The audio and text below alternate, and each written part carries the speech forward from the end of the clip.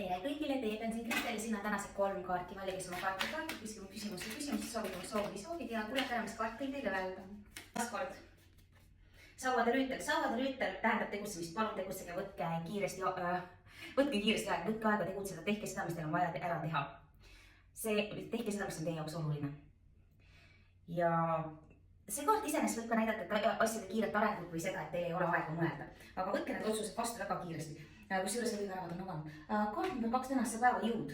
Teis liidub see jõud, te suudate selle ära teha. Võib-olla tunnete, et ma ei tea, et ma olen liiga nõrk, ma ei jaksa. Ja te jaksate, te jõuate ja suudate.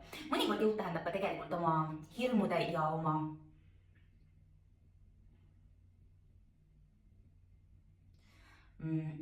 tugevate negatiivsete emotsioonide vabal hoidmist. Samas võib see kaart tähendada ka head rahasummat.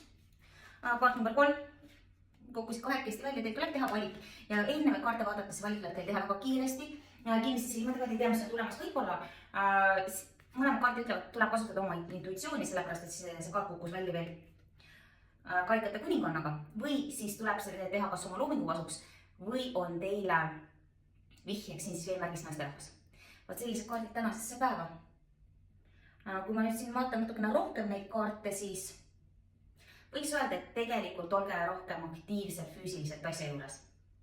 Ja valikut tuleb teha kiiresti oma teadust kasutades. Sellist kaart tänasesse päeva, homsed kaartidega näeme juba homme. Tšau!